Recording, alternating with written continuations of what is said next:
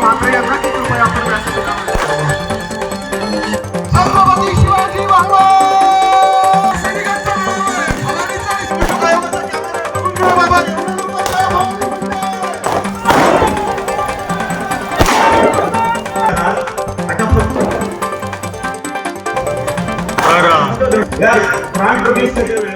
आज या ठिकाणी शिवसेना कल्याण शहराच्या वतीनं जो काही हा मेळावा आयोजित केलेला आहे, आपण सर्वांनी मेळाव्या संबंधित उपस्थिती देखील पाहिली असेल.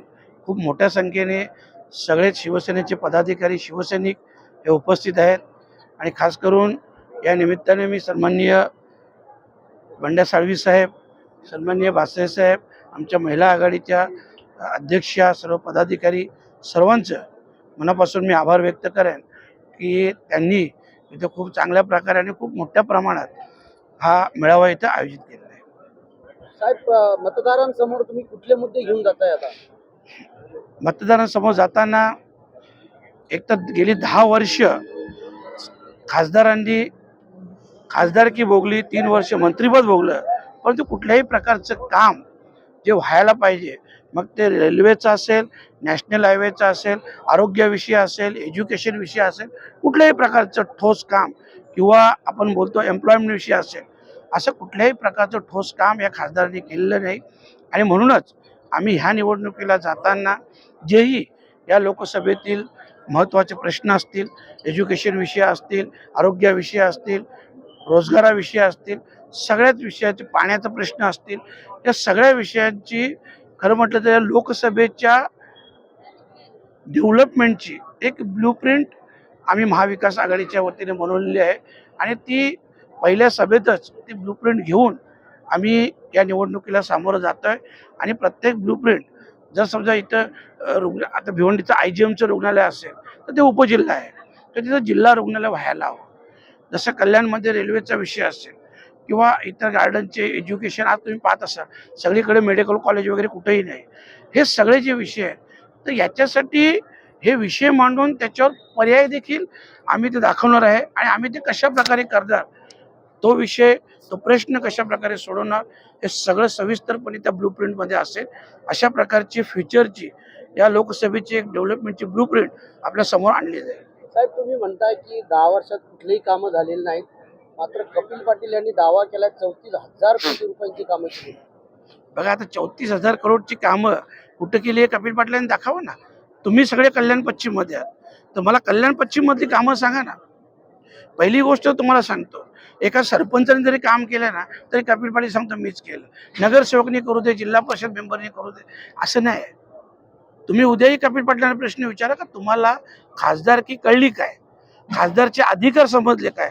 मी नेहमीच सांगतो का, कारण खासदारच्या अखत्यारीत जी कामं येतात, जसं रेल्वेचा मुरबाडला 2014ला गाजर दिला होता, आज 10 वर्ष झाली, 3 वर्ष केंद्रीय मंत्रिपद भोगलं, 10 वर्ष सतत सत्तेतले खासदार आहेत, तरी सुद्धा काम करू शकले नाही. एक तरी नॅशनल हायवेचं काम दाखवा, या भिवंडी लोकसभा क्षेत्रात एक तरी असा प्रोजेक्ट दाखवा की जो त्यांनी आणला, इथून रोजगार निर्माण केला, असा एक तरी प्रोजेक्ट दाखवा. खासदाराची कामं काय असतात. आता उद्या जिल्हा परिषदच्या माध्यमातून एका रस्ता झाला, एखाद्या नगरसेवकाच्या फंडातून झाला, तुम्ही सांगा तोही मी केला, तर असं होत नसतं.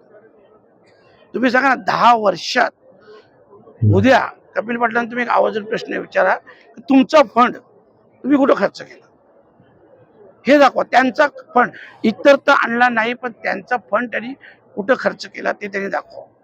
कपिल पाटील असं म्हणतात की ज्यांना कामं दिसत नाहीत त्यांच्यासाठी ऑडिओ तयार केलाय आणि मी तुम्हाला हे सांगतो, चॅलेंज मध्ये सांगतो, मी सत्य परिस्थिती मानणारा माणूस आहे. कपिल पाटीलचा ऑडिओ तुम्ही मी सोबत बघूया, त्यांनाही बोलवा आणि मला कामं दाखवा, मग मी तुम्हाला सांगेन हे काम एक आमदाराचं आहे, हे काम एक नगरसेवकाचं आहे, एक जिल्हा परिषद मेंबरचं काय खासदाराचं आहे, हे दाखवेन ना. त्यांच्याच भिवंडीच्या आमदारांनी महेश चौगुलेंनी जेव्हा आमच्या पुढारीच्या पहिल्या जी डेब्यूट होती ते सांगितलं की कपिल पाटलांनी 35,000 करोडची कामं केली, तर मी त्यांना विचारलं, मग याचा अर्थ आमदार साहेब तुम्ही एकही काम नाही केलं. अरे MMRDची कामं सुद्धा कपिल पाटील श्रेय घेतो, तर मग ते बुचकळ्यात पडले. एक लक्षात ठेवा, असं बोलायला काय उद्या मी खासदार होणार आहे, मी असंच बोलेन, पण असं नाही, ॲज अ खासदार माझी काय जबाबदारी आहे, माझे काय अधिकार आहेत, माझ्या अत्याधिक कुठली कामं येतात, ती किती कामं केली, किती बिल, एक सांगा ना, 10 वर्षात एक तरी बिल पास केला, एक तरी बिल पास केला 10 वर्षात एकदा तरी संसदपटूचा मान सन्मान मिळाला. तुम्ही एवढे हुशार आहात, तुमचा म्हणणं प्रशासनावर एवढा वर्चस्व आहे, एवढा माहिती आहे, मग का 10 वर्षात एकदा सुद्धा तुम्हाला संसदपटूचा हे नाही मिळाला, किताब मिळाला नाही? एक लक्षात ठेवा, सर्वच बाबतीत हे अपयशी खासदार आहेत. फक्त दुसऱ्यांनी केलेल्या कामाचं श्रेय घ्यायचं, बाकी काही नाही. साहेब, शेवटचा प्रश्न आहे, रुपेश म्हात्रे जे माजी आमदार आहेत ते दिसत नाहीत आपल्या प्रचारामध्ये, नेमकं काय कारण आहे? नाही, कदाचित कालची शूटिंग तुम्ही बघितली नसेल, आम्ही रथावर सर्व मंडळी सोबत होतो. रुपेश म्हात्रे साहेब सुद्धा होते, साहेब सुद्धा होते, आम्ही सगळेजण होतो. आज मी जस्ट ॲक्च्युली आमचा भिवंडी ग्रामीणचा मेळावा होता, भिवंडी ग्रामीण विधानसभेचा, ते तिकडेच होते. मी फक्त भाषण करून मी इकडे आलो.